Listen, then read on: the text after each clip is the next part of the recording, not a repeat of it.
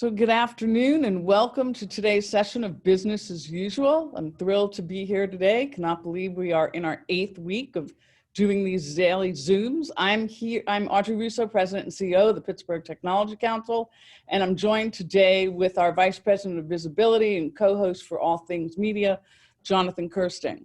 So just a few things to set the table for today's call, just in terms of logistics, but first shout outs to people who have believed in us and sponsored us right from the beginning as we made this pivot over a weekend right after our offices went to shelter in place. And that's Huntington Bank. And Huntington Bank has been very, very busy. They are the largest SBA lenders in southwestern Pennsylvania, and they have been helping small businesses for a long time, both pre-COVID and post-COVID. Also want to give a shout out to AT&T for their continued support of the work that we're doing and everything that they're doing in terms of COVID in our communities. They have a very active volunteer group in their team.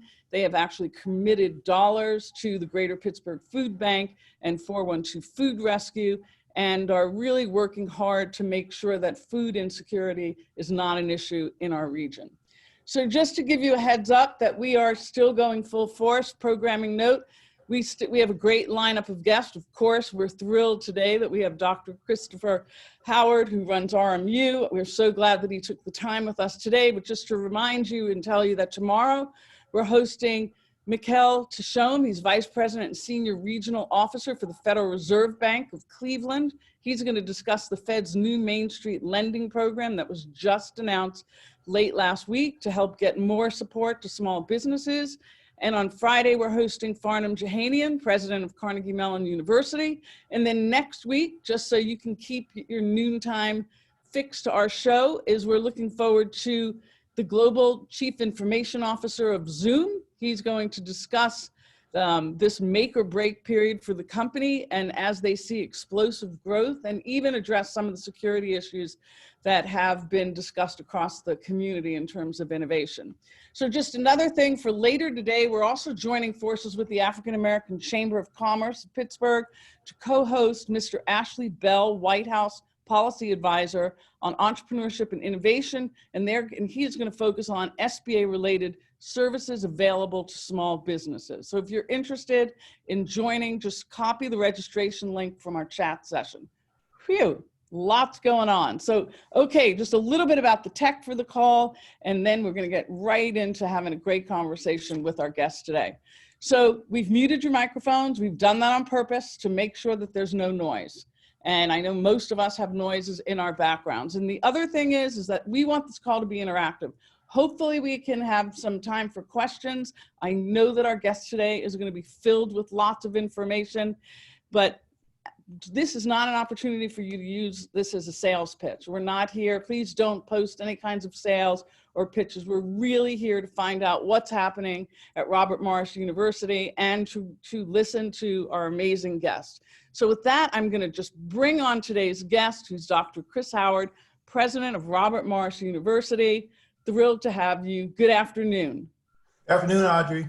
Thanks for having me on the show. Oh, it's phenomenal to have you. So let me tell you, I'm just going to set the stage, and I know that you're going to take off with this just because you're just such a joy to work with and communicate with. So under your leadership at Robert Morris University for the past 4+ years, I think it's 4 years and 4 months to be exact. And 6 hours and 30 minutes and 25 seconds. Exactly. You have provided a tremendous transformation of the university. What have been some of your proudest moments and accomplishments over this short period of time? Well, a couple of things. One would be the UPMC Event Center, because it's a culmination of a kind of a can-do attitude. The old Soul Center housed about 60,000 square feet, 3,000 seats. It's where we beat Kentucky in basketball about 6-7 years ago. I'll only mention that, Audrey, 2 or 3 times we beat Kentucky in basketball. I promise I'll limit it to 2 or 3 times. But to go from 60,000 square feet to 170,000 square feet, to go from 3,000 seats to 4,000, to provide 11,000 square feet for conference seating, that is places to do meetings and space for especially folks in Western Pennsylvania. and to do the largest capital project in the university's almost 100-year history. It's just a point of pride. And so that would be kind of around the top because it's sort of a culmination of a bunch of things. In addition, in terms of our pivot to being so professionally focused, our strategic partnerships with FedEx Ground, with the Pittsburgh Penguins, with Coppers, with the with the Port Authority. Those are other things that I think I'm very, very proud of. So, let's just backtrack so people can really understand who you are, Chris Howard, the man, and as well. You really come from a highly accomplished background, and it's very diverse. You and I met the first time, and I didn't realize that you were actually the first award winner of the Bill Campbell Award, and that was years ago. I want to say 1990, maybe, if I'm That's correct. And that's how we met, right after his passing. And I didn't realize that you had that. But that's just one of many things that you've, really accomplished in your journey. You really are a citizen of the world, which, we really care about here in Pittsburgh and particularly in the tech community. How have all those influences affected your work at RMU?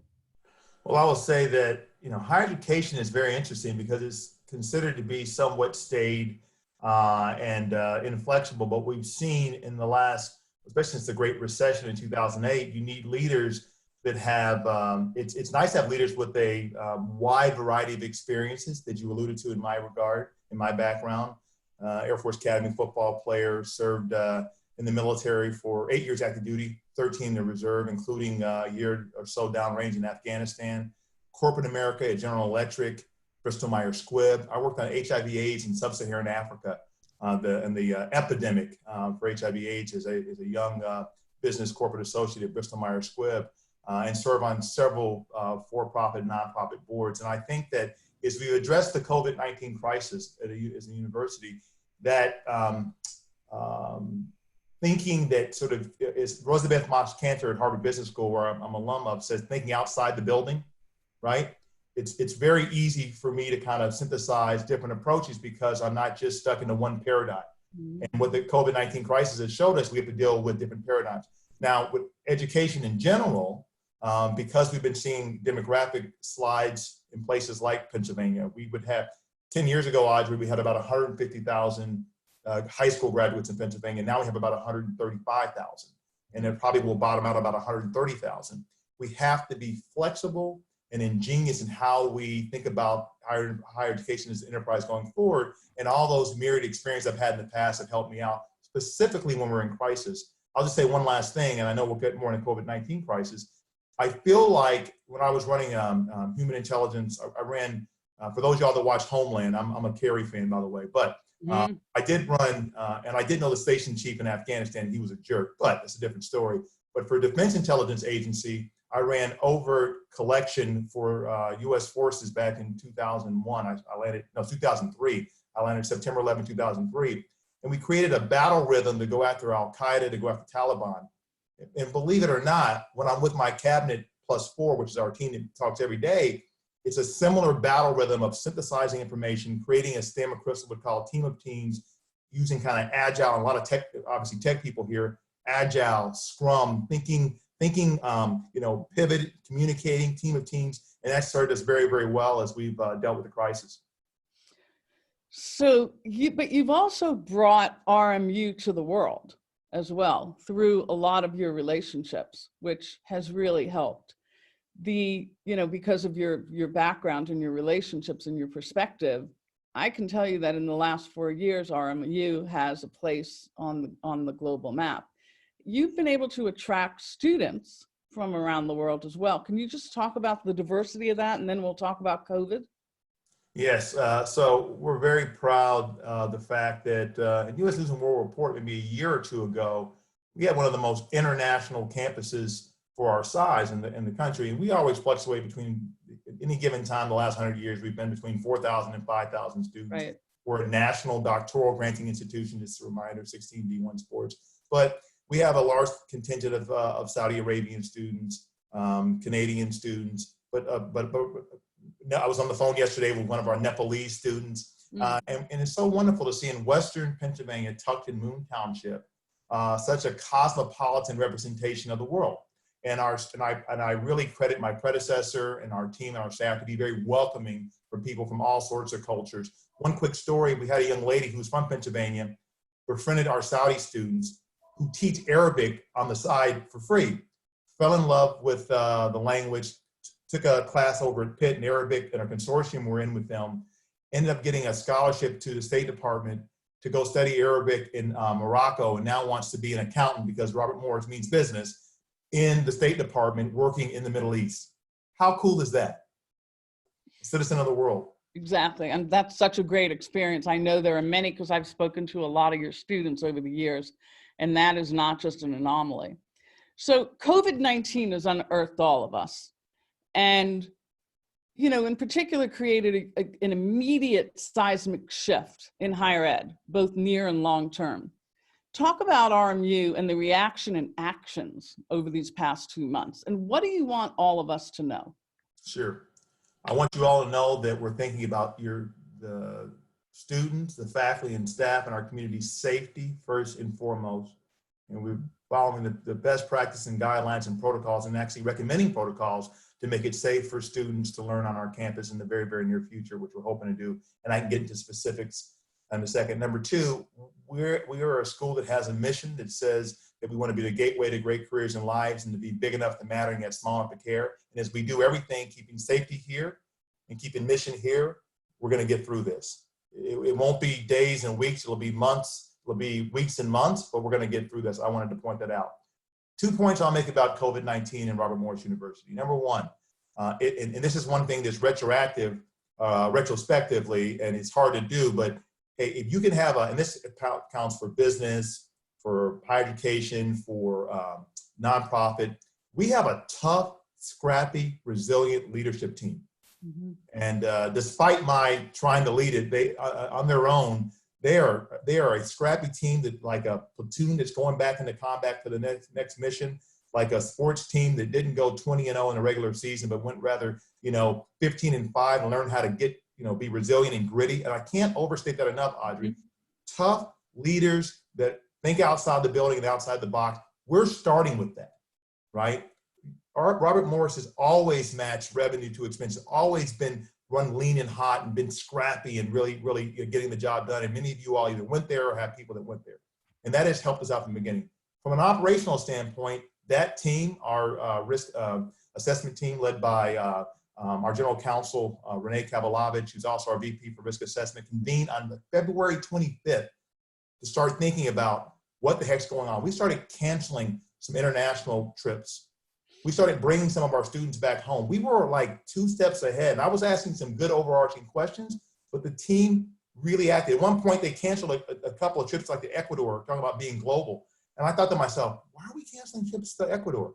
But I was smart enough to listen to them, and like a day later, the crisis hits, COVID-19 hits Ecuador. So having a team that's cogent, that gets the mission was number one. Mm-hmm. In terms of logistics, we decided on April, I think 12th, we were going to close down and go to virtual learning, remote learning. We went from having a very good online piece, maybe 10, 20% of our class, 80% in person, to flipping being all remote or online in 4 days. Who says, that book by Lou Gerstner, when he ran IBM, who says elephants can't dance? I'm not calling our faculty elephants. I would never do that. I'm too smart for that.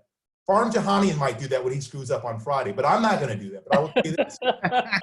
I will say this, though. We were flexible, and we went in 4 days, thanks to our faculty led by Mary Ann Rafe at the provost, and we went on remote, and we delivered the pedagogy in a very, very effective way. We got our students moved out from a couple of thousand down to 40, thanks to our head of student life, John Michaelenko. And we have been meeting every day for at least an hour through my Cabinet Plus 4 group, and just got off a call about an hour ago. And we have this thing canceled. We're going to sustain this thing as long as it takes to achieve our mission and ensure that folks are safe. That's just phenomenal. Thank you. Jonathan, are there some questions? Are there any questions that we can just jump into right now? They are rolling in. And Dr. Howard, I got to say, I appreciate your blast of energy, man. I think it's pepping us all up, and it's much needed and much appreciated. So I've got a really cool question here about how RMU sponsors the speaker series. Everyone's really glad that you guys do that. Are you considering other platforms to make this potentially virtual to keep that series going during this time? Yeah, the speaker series is done with a group called Cambridge, and they have their own, they do it like in, I think, 6 or 7 cities and markets that kind of look like ours up and down the eastern seaboard. And they have protocols, Jonathan, that are in contracts with their speakers. And we have a nice series planning coming up with opening up with Theresa May. Also includes Walter Isaacson, a friend of Bill Campbell, by the way, Audrey, who wrote the book on Steve Jobs. And we're hoping that we'll be able to do that in some way in Heinz Hall, depending on how they do the social distancing and the CDC guidelines. But it's not ours, Jonathan, unfortunately, to decide 100% how that's delivered, because, you know, the contracts are the contracts of the speakers, and how they work with Cambridge is kind of predetermined. Now, I would say what's interesting is we continue to move. You know, I mentioned that event center. It won't be the speaker series, but we're excited about the people we've had come speak at Robert Morris. And one shameless plug, Thomas Tull. I don't know if you've had him on for anything, but I call him Bruce Wayne's Batman. He's a billionaire, and he's the coolest guy in the world. He lives a couple of blocks in a mansion about a couple of blocks from me. It's pretty amazing. I don't live in a mansion. He does. But I had him at Robert Morris speak. I had Henry Meyer from FedEx Ground come out and do a CEO panelist. I'm trying to get Audrey. I spoke with Reed Hastings, and I think I'm going to get Reed to come out. Oh, no. We've been talking about that. So we'll do that. But maybe, Jonathan, that might be virtual if he can't come out. Gotcha. That's great. Yeah. It's such an important thing that I think the community really notices, that you guys get behind that series, and it's just such a cool thing that RMU does. There's We've been honored to do it for 20 years. Jonathan? Yeah. Can you, it's from Griffin Schultz. Yeah, he's got a multi-pronged question here, Dr. Howard. So here we go. All right. So assuming that the college experience is very different in the fall, what do you think of college kids thinking about gap years instead of heading back to college in the fall? Yeah, that's a good question, but I think there's a premise there. There's an assumption that people forget about when they think about gap years. Right. So if you're going to do a gap year, which is fine for many people before COVID or 19, and will be fine afterwards, you got to recognize the things you're going to do when you gap, if we're still in the COVID-19 crisis, are not exciting. You're not going to go abroad. You're not going to get a cool internship. You're not going to get a cool externship. You're stuck in your house with your parents and your dog, who's tired of you taking them on walks. Your cat is tired of you walking around. Who are you? Give me my space. And so your opportunities to have a really exciting period during COVID-19 are very limited. We're going to be able, I'm handicapped at about 75%, maybe greater, and you might have seen the article from the Brown University president about saying that higher education is a $600 billion industry in our country. And I'm not saying they're going to be a V-shaped recession, but I am saying that higher education, and I'm on the board of St. Clair Hospital as well, and hospitals are a big part of our economy, right? We need to figure out a safe way to bring them back. So gapping at the individual level, I understand it, but I think we've got a plan. My team just put together a white paper, great job, of talking about how we can reopen and bring back a modified but vibrant experience on campus. And I know my colleagues for universities in the Pittsburgh region and beyond are trying to do that. So again, your gap year won't look like it would have looked had we not been in COVID-19. So please don't think you're going to run out and do something super exciting like a Peace Corps Light because your parents are not letting you go to Botswana. You know, in fact, the government not letting you go to Botswana. And I've been to Botswana and I like Botswana. My wife's South African, by the way. But I'm just saying, you know, just don't get it twisted, man. It's not going to be as cool as you think it is. Dr. Howard, we need a full hour of you right now. I like this. So, Chris, do you see RMU essentially online for the fall? No, I don't. Like I said before, our plan literally is to come back in some modified fashion following the CDC guidelines and the governor's permission. And so we need to get to the green phase for universities to do face-to-face instruction. And that's assuming we get there.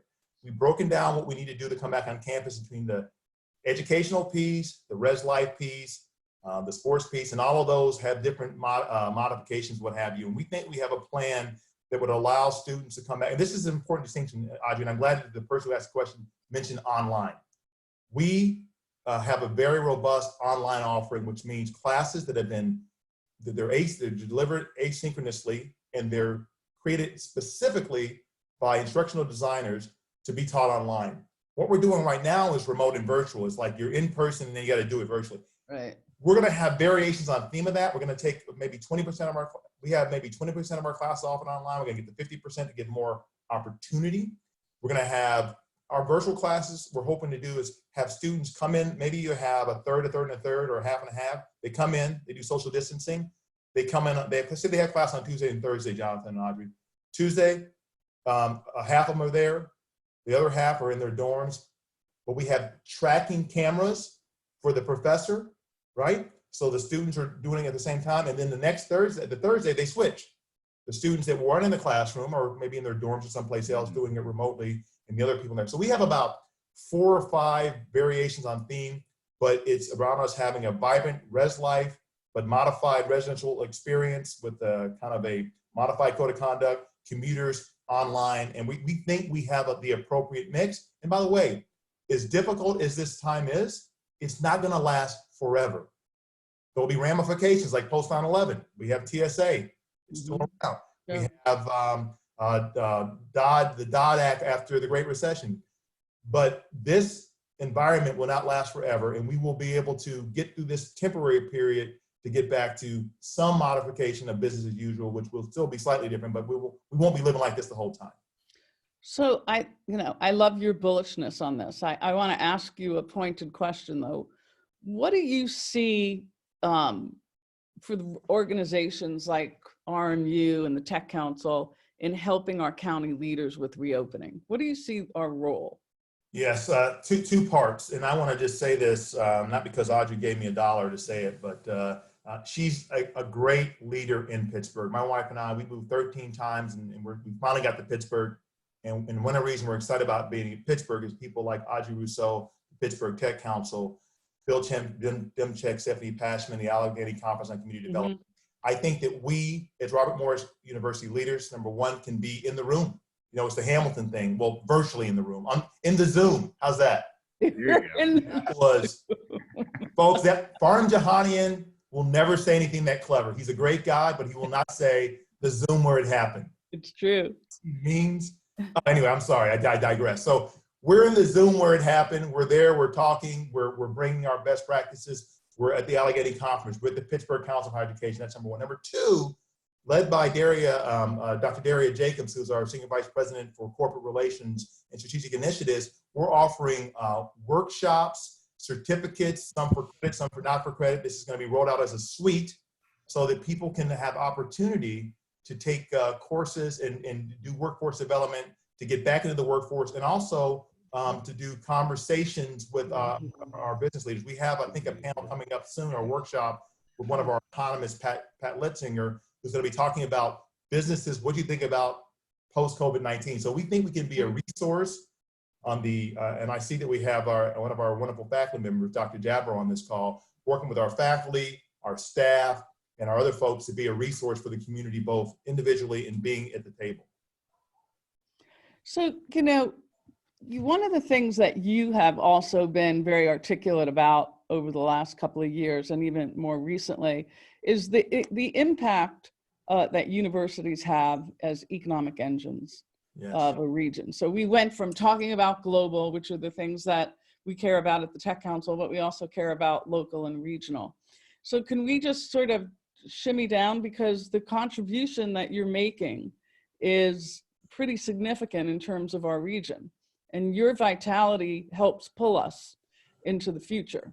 So, you know, shape that for us, because I've heard you talk about that and write about that. Well, yes, thank you, Audrey. I appreciate that. So I'll say I inherited an institution that has always been close to the heart of Pittsburgh and Pittsburgh's business community. When you open up the Pittsburgh Business Times today, or look at it online, we got an article about Nadine Engelhardt and our nursing program, and an article by Rich Harshman, who is a former chairman of ATI, who's my boss. Well, my other boss, my real boss is my wife, Barbara. My other boss, chairman of Robert Morris University, and an alum. And you see throughout the city, it's just peppered with people like Morgan O'Brien, who used to run Peoples, or Steve Clemish, who was a top partner at EY, and it goes Gary Klaus. These are names that you know. So I inherited that already. And then as we built our strategic plan, RMU 100, Audrey, it was very easy to say human capital development, being a preferred strategic partner for organizations, corporations, professionals and aspiring professionals in the Pittsburgh region and beyond. That's very organic for us. The Bear Center for Nonprofit Management, the Cavestro Center for Employee Engagement. Those are all under the Robert Morris University umbrella. And we all think at the end of the day, you need bright, capable people with a hue toward the professions. It used to be Robert Morris means business, Bobby Moe means business. Now Bobby Moe has gone Bobby Pro. It's cybersecurity, it's nursing, it's education. We're launching a class now for online education for K-12 teachers and for also for higher education, which has been on the books for a while. So whether it be nonprofit, for-profit, we want to help provide the education and the training to help this region excel like it has done in the past and be a real part of that engine and catalyst unabashedly and what makes sense for the marketplace. So thank you. We have a question from Kevin Acer. Jonathan, can you read that? I will. This is a great question, Dr. I appreciate this. In Pittsburgh, we've been fighting for years to keep young people and recent college graduates, many foreign, of course, here in our local economy. What are you and other local presidents doing to fight this xenophobic trend to prevent foreign students from attending here and staying after graduation? Well, as I said before, we have some great examples, anecdotal, on our campus where we have a we have a robust international population. I see Simon Curtis on the call as well. We partnered with Ahmed East as well. It's just great to see her on there. And we've done some neat things together over the years. So I think we've done our part individually.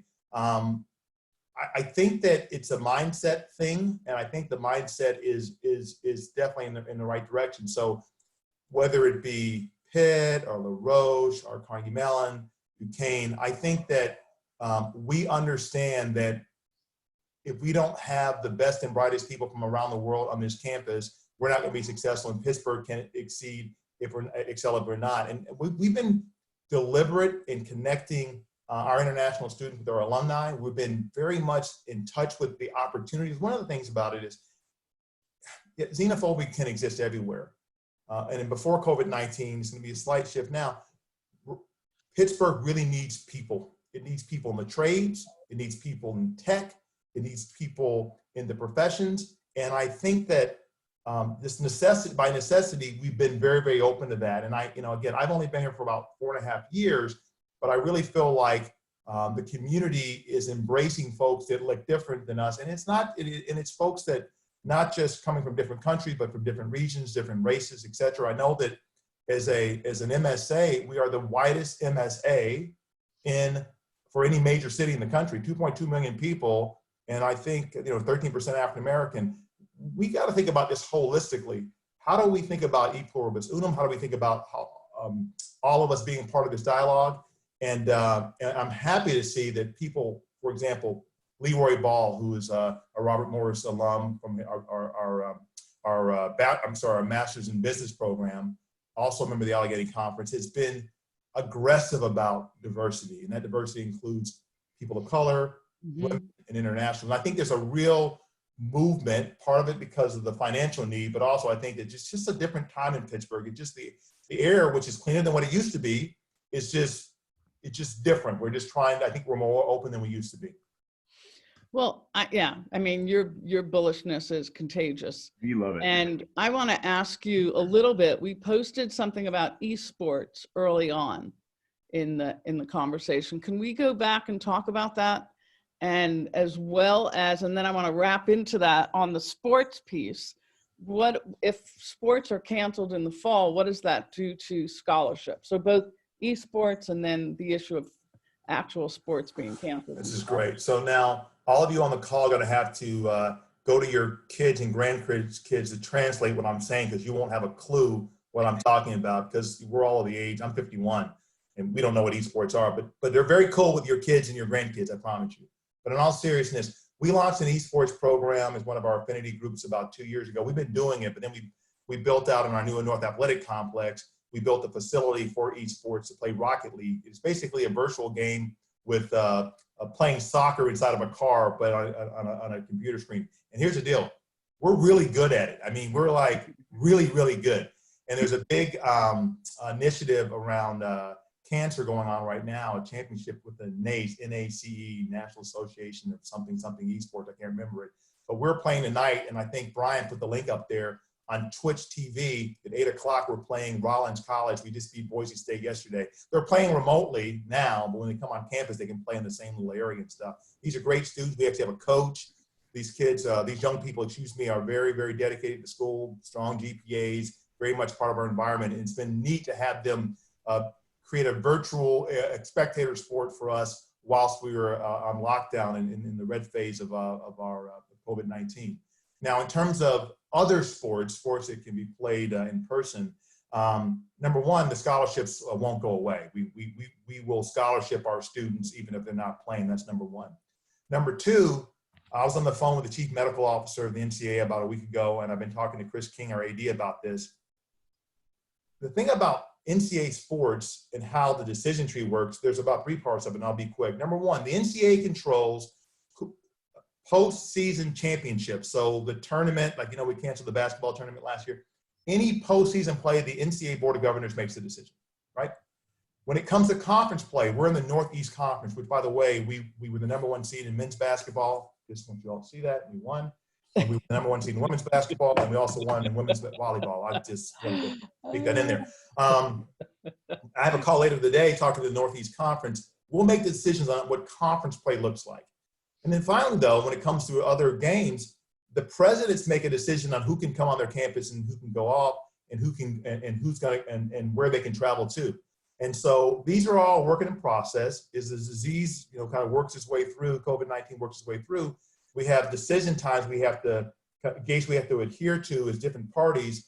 And my guess is that you'll see perhaps a truncated fall season of sports. You could see things where people that are in different divisions or different conferences playing each other because it's just less travel, which cuts down on the risk of transmission. I've teased the president of Duquesne, Ken Gormley, and Pat Gallagher at Pitt, said, okay, and then Father Malachi at St. Francis, maybe we play you guys twice in football at St. Francis, twice at Duquesne, and then we play Pitt. Again, maybe with no spectators, and everybody gets tested going in. No one knows the answer. Nobody's crystal ball is clear. This is complete speculation, but to think business as usual for sports in the fall probably be the wrong assumption, but we'll see what we'll see. But it's important to point out those different deciders along the way. And the final part is that, and I used to be on the college football playoff selection committee. So talking about national exposure. So they're choosing the top 25 teams and setting those New Year's games, the New Year's 6 games.